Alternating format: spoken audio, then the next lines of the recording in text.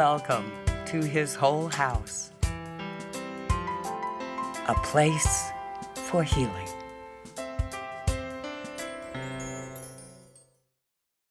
Hello, everyone, and welcome to His Whole House as we continue into our fall season with building trauma resilience in an uncertain world.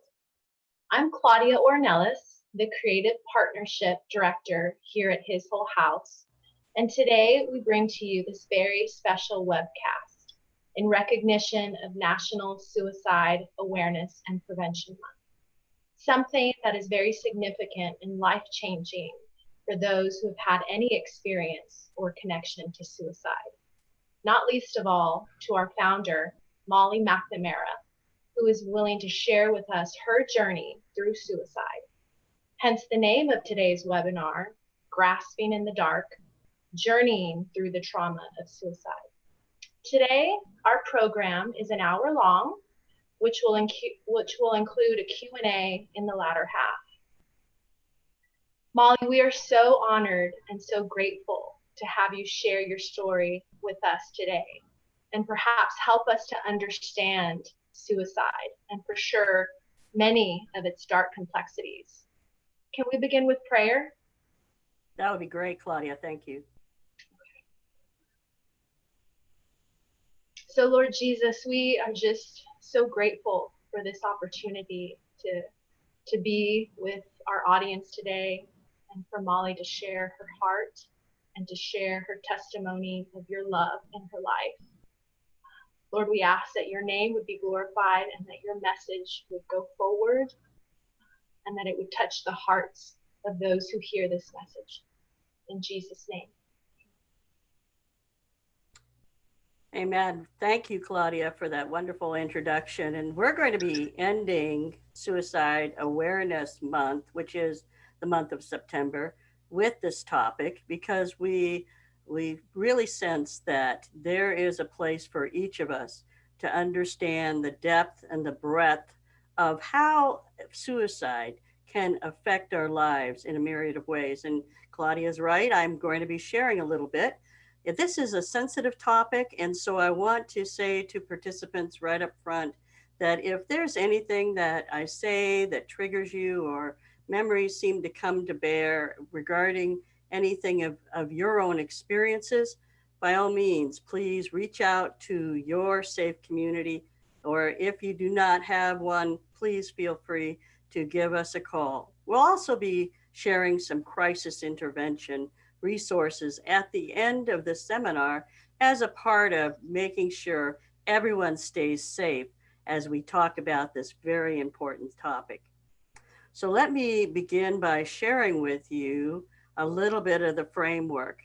His Whole House began in 2010, and this was after an about 11-year period of myself walking out and grasping in the dark, really, trying to figure out what God had in mind for me as a minister and as a healthcare professional. I actually was running the largest trauma service in Houston and was quite successful and did not really understand truly the depth of what suicide could mean as far as trauma. That was not a connection that I would have made with that word suicide and trauma until I received a call on May 31st, 1998, and heard the words that my son had completed suicide. This is a devastating call for any mother. This is also immediately a place where I did not have a sense of what to do, where to go, or what next step to take. And that's huge for a healthcare professional who's used to running big centers of trauma. You would think I would have a sense of what to do. I actually was thrown into the dark at that very moment. Part of the other parts of my story relate to having, as a teenager, attempted suicide. So I was a survivor already of having attempted that in my young age, but also having just lost my parents, both parents. They died in natural causes, but that, along with my grandmother's grave illness, this became the capstone of what I now understand is called rapid fire trauma, rapid fire losses, when there's one right after another. And so it actually is an interesting topic to talk with you about because it took me 11 years of coming forward and being able to come out of that place where I kept grasping in the dark for something to hold on to. And I want to share with you today what those somethings were. But first, let me share with you why 11 years. In our Western society, it is not uncommon for our social framework to have a grid of not talking about suicide.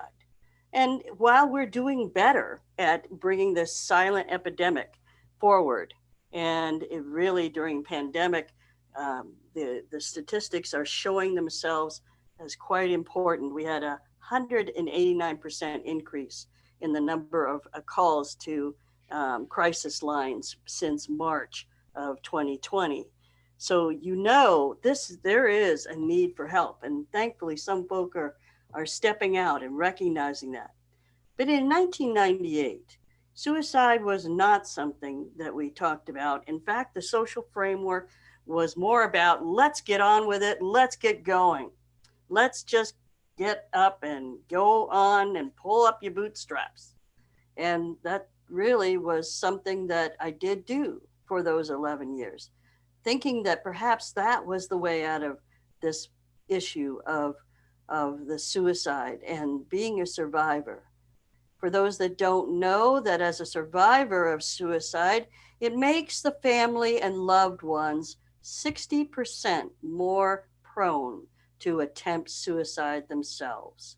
So it is truly an important issue to regard not just the suicide of the person. In this case, my son's name was Adam Thomas Lohr, and I dearly love and miss him. But it also was the trauma that had occurred to Molly. And that is the part that we're talking about today. You see, when I got this message over and over of the framework of pull yourself up by the bootstraps, well, then I wasn't going to talk about it. It was something that I didn't talk about. And if somebody did talk about it, I quickly changed the subject. And when you ask someone, oh, how did your son die? Well, to me, there was a component of my heart that said it wasn't okay that he died of suicide, that in some way was a lesser or a more shameful way to die than cancer or a car accident. And so right there, you can begin to see the threads of what was framing over my heart were layers of shame. Relationships seemed to change as well. Leaders that I was working with in the inner city of Houston actually stopped calling, checking and seeing if I wanted to go for coffee. The people just kind of dried up and went away. After all, I was a professional and a minister, and how can it be that a God-given woman of God would have all these deaths, all these rapid fire deaths? And lastly, who am I? This was another huge shame factor. Who was I to be feeling traumatized? After all, I wasn't the one that died. So why would I have such a sense? And it is in the issue of recognizing the grid and kind of like a mesh that began to form over my mind, my activities, and my heart, where I began to try to grasp for a place to get out of the dark. And I must tell you, it was like grasping for water. You know how water is, you grab onto it. It's not a substance you can hold on to. And that's what it was like as I was walking in those dark years. I did many, many very successful things and was able to bring a youth suicide prevention grant from the federal level down to Texas and led all the trauma centers throughout Texas and finished my master's degree and was leading the charge in so many ways, but not in the way of nurturing my heart, not in the way of being able to even feel like God had anything more for me at all. One of the biggest factors was that I was pretty angry at God. And it took a long time before I recognized that he's okay with that even that we can bring to him when we're ready. So how did I address the complexities of this issue? That's always a question that I get asked. And it actually is the beginning of his whole house. To address the complexities of any traumatic issue, and particularly the issue of suicide by a loved one, by someone you love, you have to be able to recognize your personal code of respect for you.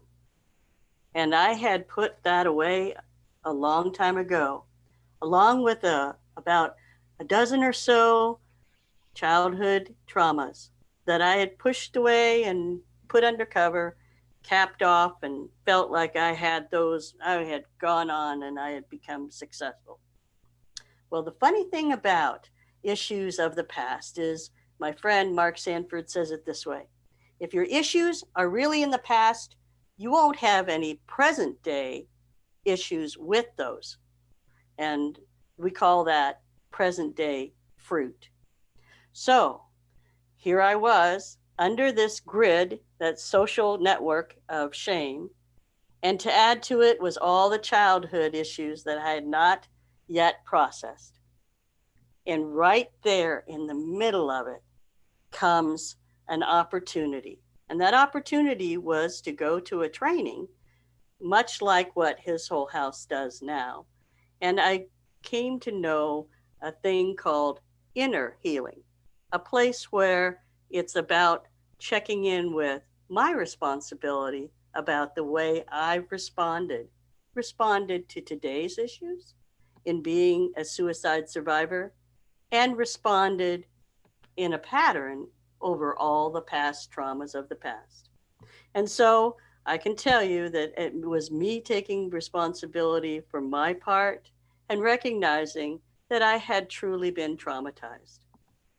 It was first with a dear friend that I believe is on today's webinar, Sandra Kirsten, who first introduced me to what it meant to release trauma. She said, actually, Molly, I think that you have been traumatized. And it was a surprise to me. I ran trauma centers. This is not anything to do with what I do in my trauma center. But as she began to share and as she began to pray, I began to understand that there are actually 9 different types of trauma. There's the trauma of loss, which was what I had experienced with the loss of my son, Adam. There's also the trauma of neglect. Neglect is that good thing that we were all supposed to have as children that perhaps we don't get, but we should have gotten. There's physical trauma, which is easy to see, that bruise, that physical abuse that is not in God's best interest for anyone. The trauma of emotional abuse, which can be self-induced or having had it from other people doing it to you. The trauma of betrayal, having the betrayal. And you know what? For that, I must say that the trauma of betrayal felt very real to me, as I wondered how my son could have completed suicide when I was expecting him. He was going to be coming home just a month later. We had a bus ticket all lined up. He was on a trajectory towards a really positive place. And I had just talked with him the night before. How can this happen? How could you let it happen, God? Betrayal was key for me with the way I felt about what God had done. Coming to terms with our traumas is important. even secondary traumas, traumas from the land, traumas from genocide, traumas from war. There's a myriad of traumas. And it is, I'm thankful to say, when I chose to begin to recognize and take responsibility for where my heart had continued to live and the patterns that I continued to see in my life. So, checking in with where my thoughts went, checking in with how much pain I seemed to have in relation to even thinking about my childhood traumas and how could they still have life.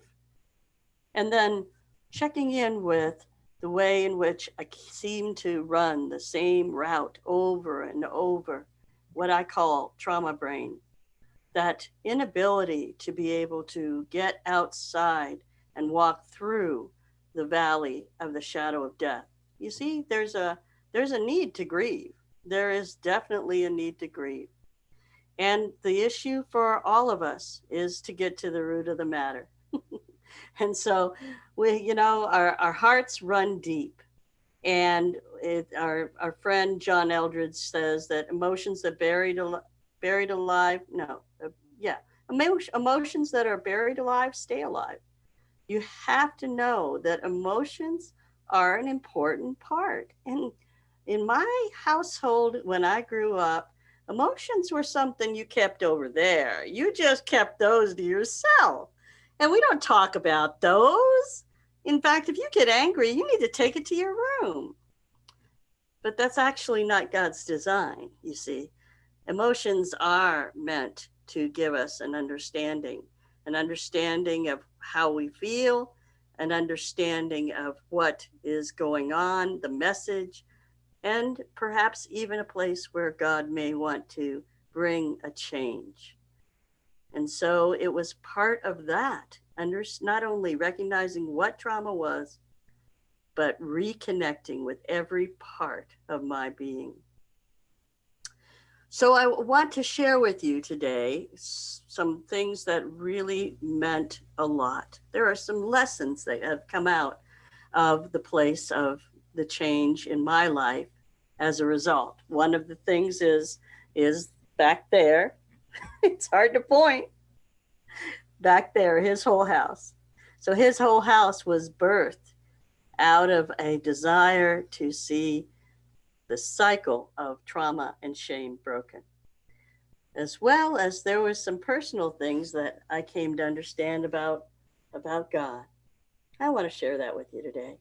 One of them is that I came to know the goodness of God, to understand that his framework is sovereign, meaning it really is about taking exactly what the broken parts of our lives and actually redeeming all of the pieces so that we can be the pattern of the glory of God in the earth. Sons and daughters that are meant to stand up. Yes, it wasn't fair. Yes, it wasn't God's best that my son completed suicide, no doubt. On the Appalachian Trail, about 7 weeks after my son died, I had longed to hear his voice again, and I was walking along, and all of a sudden I heard the words, "He's a good master." And I heard the words in my son's voice. I hadn't heard anything like that, and I fell to the ground immediately because I heard Adam's voice. And when I could gather my heart and finally say something, I said, "Yes, he's a good master. He's a good master." And I stood up. And as I walked along, I began to sense the voice of God saying to me, "Molly, I had to bring your son home to me. I had to bring him back into my heart." And I began to understand the goodness of God. You see, it's the goodness of God that's on the other side of the coin of sorrow. Sorrow will come. Sorrow may last for the night, but joy comes in the morning. And God does have a goodness that he wants to release to his people, especially those that are stuck in what we call the trauma brain. Oh, another thing that came to me as a lesson from my experience was that you can't accomplish this healing alone. You're meant to, yes, work out some things with God, but also there's some trustworthy people that do have God and your best interest in mind. And so I was so fortunate to have a whole group of people that love me back to life. It's not an immediate thing, it's been a process, and it's been a joy. I used to wonder how it could ever be a joy to keep seeing something else that God had to change in me. But I now know. And that is because we want to be more and more like the design that God has made us to be in his image. And lastly, I must say that in order to find the place of truly being free in your design, it's the work of Jesus Christ. It's his work that can actually fit us, not with the cloak of shame any longer, but with the garments of being the sons and daughters of a king, walking out as a noble subject.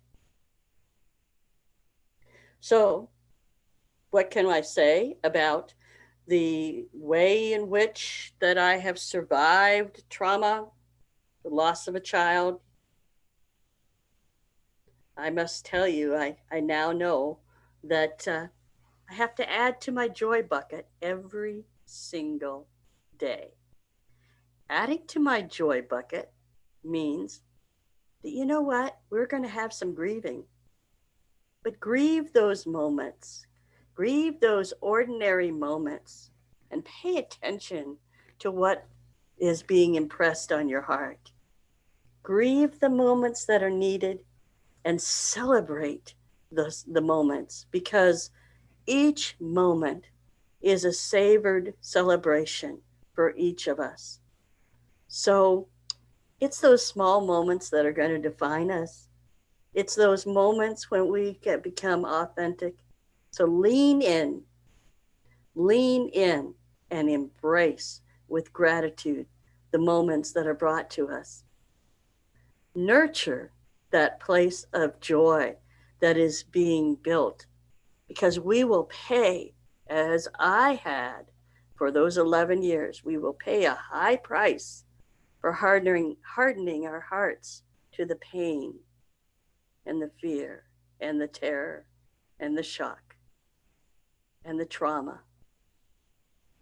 You see, our own personal vulnerability can lead us into joy and joy overflowing, so that at his whole house, ours is about breaking the cycle of trauma and shame. We do that through training and equipping and counsel, because I know that there is a way out of the place of the darkness. So, my prayer for you today, my prayer is this: would you take one poignant sentence, one little kernel that you heard today, and would you take it and unleash the potential that is within you, within your church, within the ministry you have, within the organization that you're a part of? Accelerate for yourself and for those that are around you in relationship, those you love. Accelerate yourself in a deeper and a fuller dignity to new transformation as we talk about the issue of suicide and understanding how to invite the light. Thank you, Claudia. I wonder if there's any questions today from our audience. Molly, I just want to thank you again for sharing your testimony and your heart with us.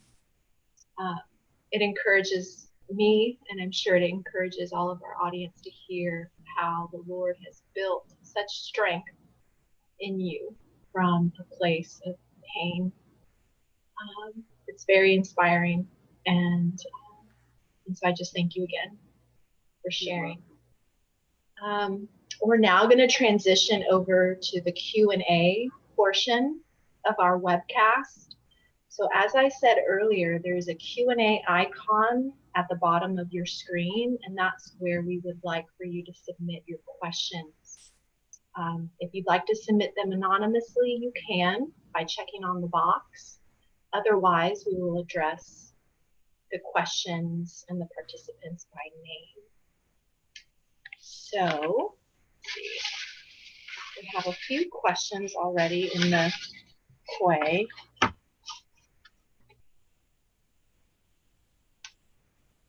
So Molly, what would be, and this comes from Sarah, Molly, what would be one takeaway that you hope people listening today can take with them and apply to their daily lives?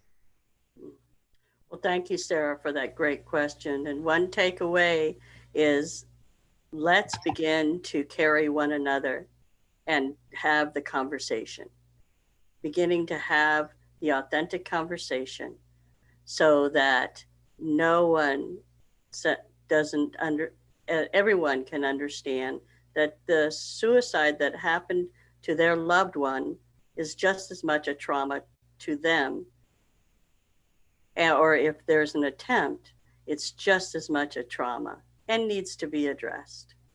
Care about one another, ask the questions, talk to each other, and be willing to hear and listen.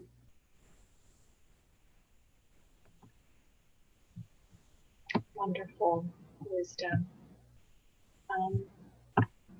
We have another one. Let's see, this is from Mr. Chen. Molly, thank you so much for a very touching personal journey. Would you mind elaborating a little bit about transforming trauma, suicide, and vulnerability to joy?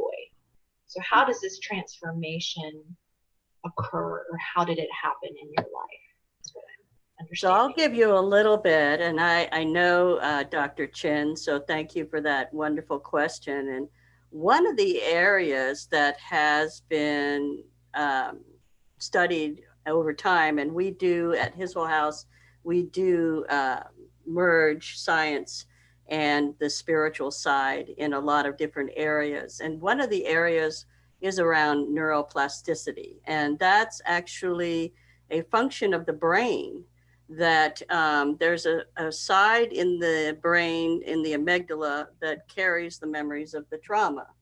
And as we receive our healing and we're coming into more and more of the grace of God as we are walking out our journey, that's great. But there's a other side of the amygdala, the left side of the amygdala, that carries the area of gratitude, of celebration, of joy, and needs to be built up.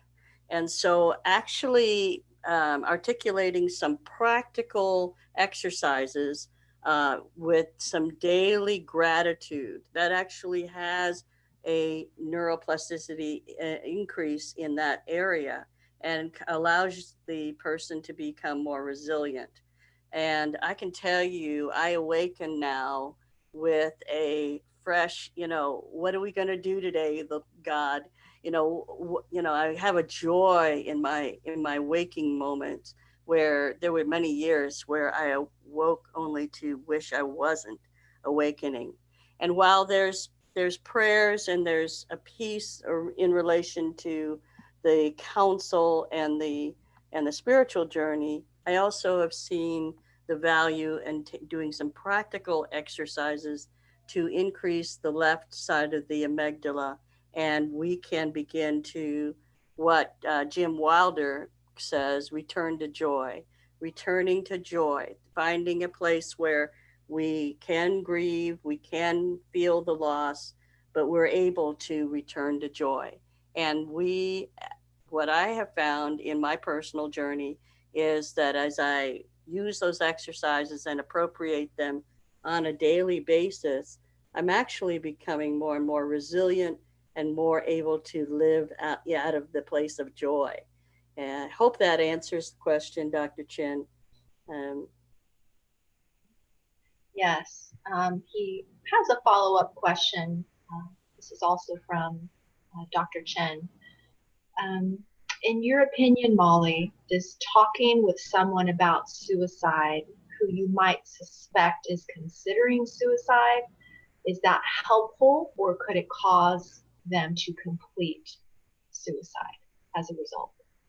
well, there has been studies on both sides, and while there are times where um, that may not be helpful, that the person needs immediate medical attention.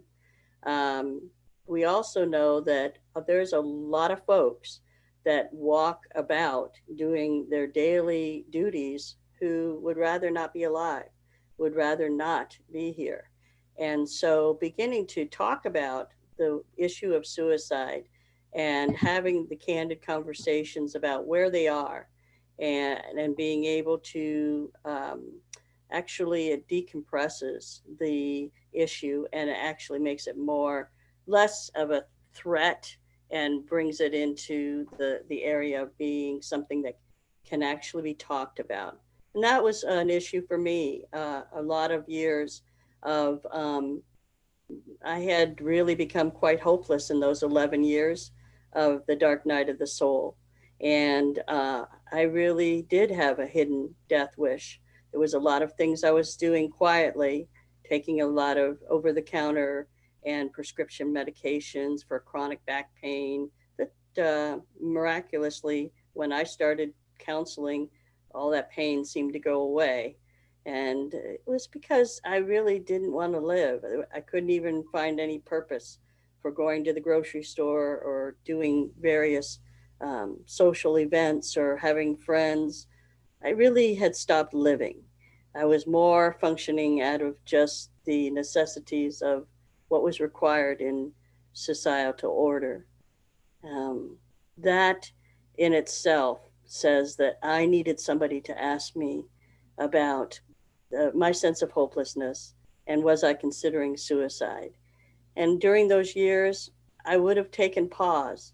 We usually begin by talking with the person around trauma and recognizing that what's happened to them is traumatic, and being able to talk about that is important.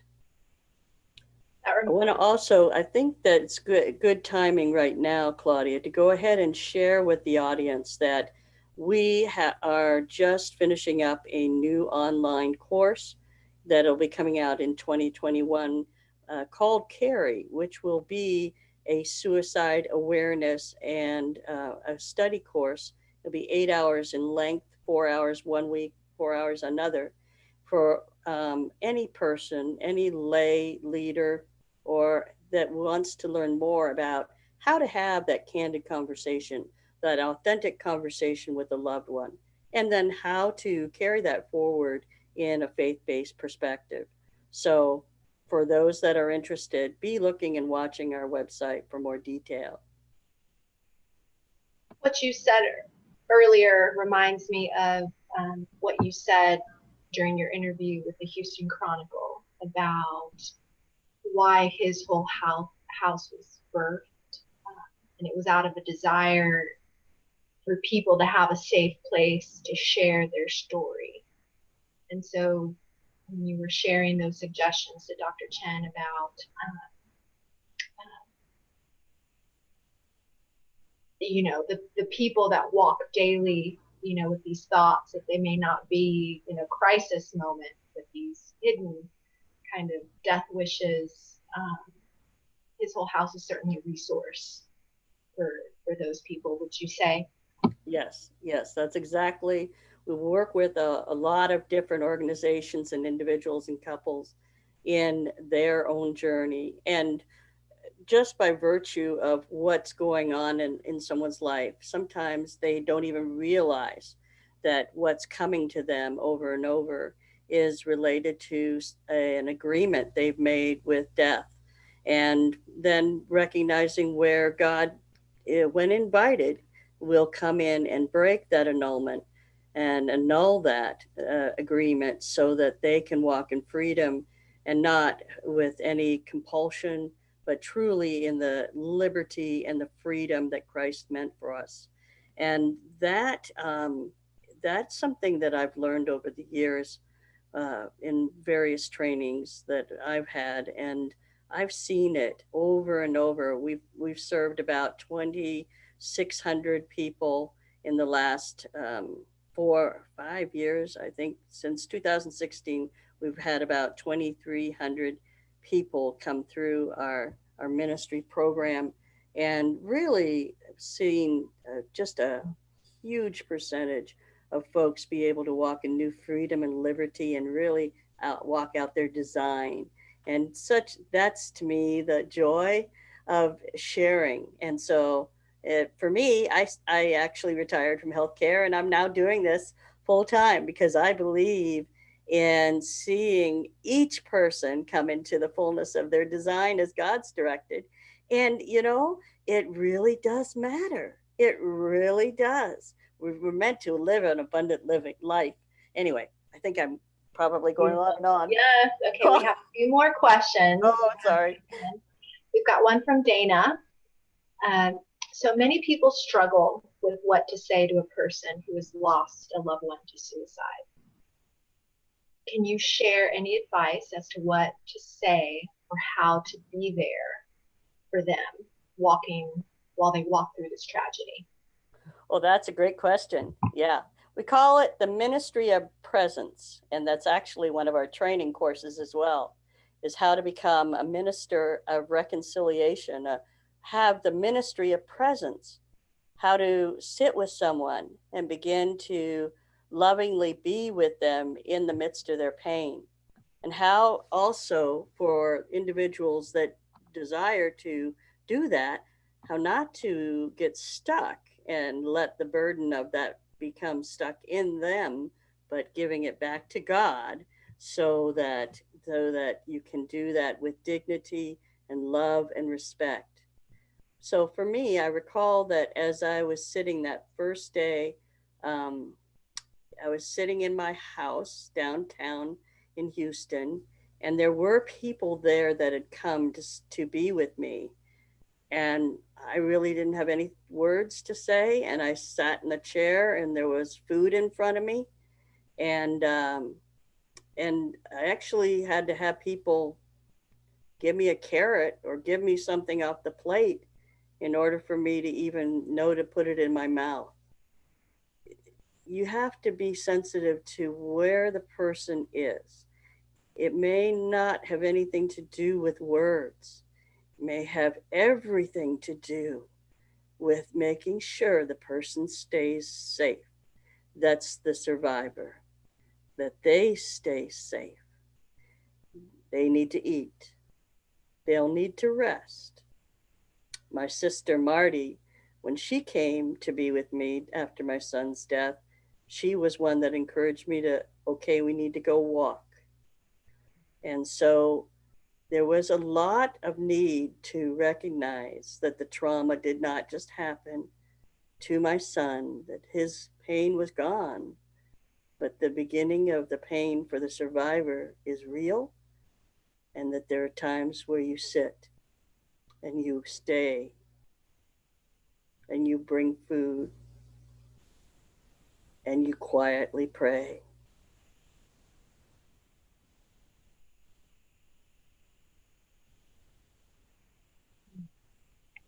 Very good advice. Very much needed, because I feel just even myself, this recently happened to a family member, and I didn't know what to do, and there was pressure to want to have to fix or say something or make it better. I felt that pressure, but since I had gone through the trainings at His Whole House and myself had learned some of the techniques of walking with people in trauma, I knew that to just make myself available for her and my cousin would be be the best thing. Okay, we have another question here from an anonymous attendee. So she says, "Hi Molly, wasn't there a second part to that awesome story? Didn't a special needs person have a vision of Adam? Can you share, please?" Oh, you betcha. Thank you for that reminder. That must have been somebody that was at another training. So the rest of the story about walking along the Appalachian Trail was that after that time where I recognized that God said he had to bring Adam back into his heart, I held that. I didn't tell anybody that I had heard those words, and I just wrote in my journal. And in Florida, where my son and I had raised my son in Florida. So the church that we had been in most of his growing up life wanted to do a memorial for him.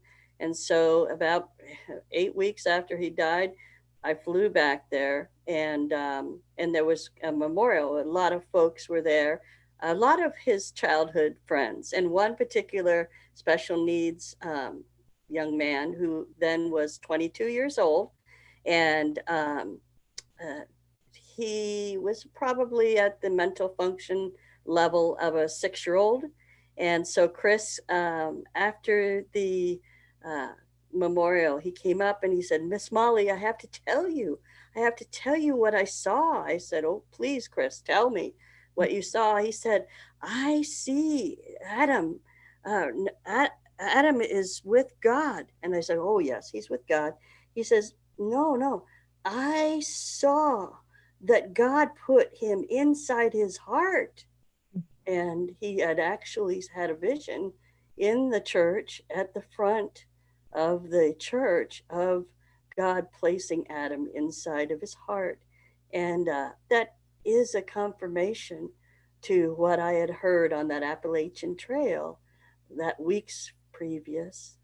And so I call it one of the secrets that my God gave me about my son and his death and how he loved my son. There are some that did come up and say, "Oh, I'm so sorry your son went to hell." There are some denominations that believe that completing suicide, a person goes to hell. And that wasn't at all helpful for me, not at all. So, not to come against any theology, we have each our own. However, to know that there is no value in saying that, and that I believe when we ask our God in his kindness, when we're ready to hear it, will share with us the secrets. And that was one for me. Wow. Let's see. We have another question here. So this is related to your talk, and when you spoke about the root of the matter, that we needed to get to the root of the matter. So why is this important, and how do we take steps to get to the root of the matter? This is another anonymous Another question. excellent question. It sounds like somebody that might have an inkling on this. So the root of the matter relates to that it's not about necessarily, we can do a lot of great behavioral changes, but it says in the Bible that you will know a tree by its fruit. You will know a tree by its fruit. And so whatever is happening to us that comes pattern time after time after time will actually be probably attached to a root. Then that the fruit is on a tree and it goes down into the ground, and we have a system in our beliefs in a figurative type of way. We have a system of beliefs that where we drink and we actually are living from. And for me, the root of the matter was a lot of it was based on what my heart and how I had been brought up and what I believed about the way life was supposed to go. A small example of that would be the place of the losses of my son and the losses of the childhood, my childhood. When I was 10, I was thrown into being responsible for my sisters who were younger than I, and responsibilities that a 10-year-old should not really be accountable for. The places where I had dreamed and hoped that I was going to be able to have a husband and a marriage, and it didn't go well as soon as I got pregnant. And just the root of the matter, and where I began to believe that I wasn't good enough. I didn't wasn't, I should put away my childhood, that I needed to be responsible for a lot of things that really were not really God's design, but more about my experiences and the things that I began to agree with as a result of my experiences and the things I believed in my heart. For instance, the issue of feeling hopeless didn't begin just with my son's suicide. I felt quite hopeless for many years. I needed to get to the root of it. Why was my heart hopeless?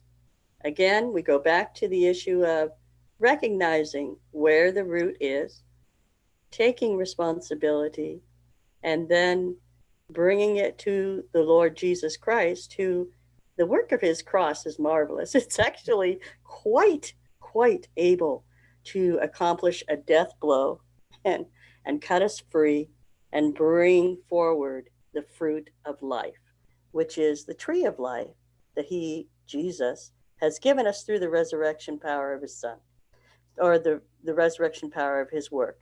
His work upon the cross is perfected, but it has to be appropriated.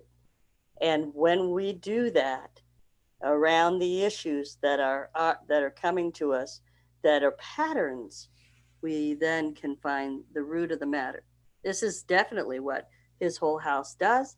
We also train and teach, equip others to understand also how to walk out their lifestyle of what we call a lifestyle of repentance. And that's not my quote. That's actually from John Sanford, who is the founder and originator of this understanding that I'm sharing with you today. We have time for one last question. And it's my question. I'm going to ask one now at this point. So what would you say to someone who might be listening today who has thought about suicide or who has attempted suicide? What would be your words to that person listening today? So glad that you logged in to talk and hear today and to be with us today. It matters, you matter, and it really is important that you be able to find a place where you can be safe to unpack your heart and your thoughts and your spirit. And it is critical that we do that. There are trustworthy places to do that, and we're one of those places. But know that you matter. You matter to God, and you matter to me and to Claudia so very much. And we're so proud of you for taking the steps to be with us and hear more about the topic, because there is a way to journey through the valley of death. Thank you, Claudia, for that wonderful question. And I just want to thank Claudia Ornelas, who is our Creative Partnership Director. Thank God for her and the way that she is able to step up and partner with so many of you, and with the hard topics that are coming forward these days. Also, want to thank Blue Sky Productions, Marty Mack, down there in New Zealand. Appreciate you, Marty. And also, I remind you again, please watch our website uh, and our Facebook page for more about our new online course called Carry in 2021. So, if I can leave you with this, invite, invite the light. Invite the light into this topic and into the places that you're even hidden from yourself. It's worth it. It's worth it.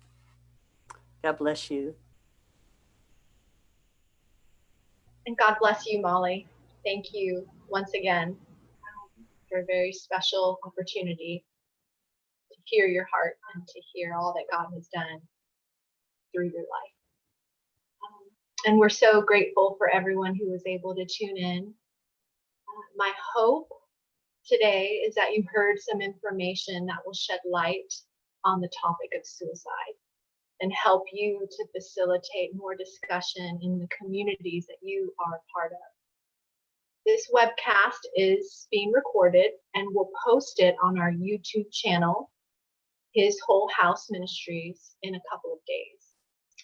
I also invite you to like our Facebook page, His Whole House, and visit our website, www.hiswholehouse.org, for more information on our training programs and our prayer counseling. Now, our resources, we'll be sharing a video here shortly that will list resources on suicide prevention and contact information for His Whole House. I also want to invite you to our next webinar on October 30th, and it's creating a culture of honor and proven values. And we'll have a special guest speaker with us, Debbie Ronka, who is a national best-selling author of The Family Letter. Thanks again, and we look forward to seeing you all soon.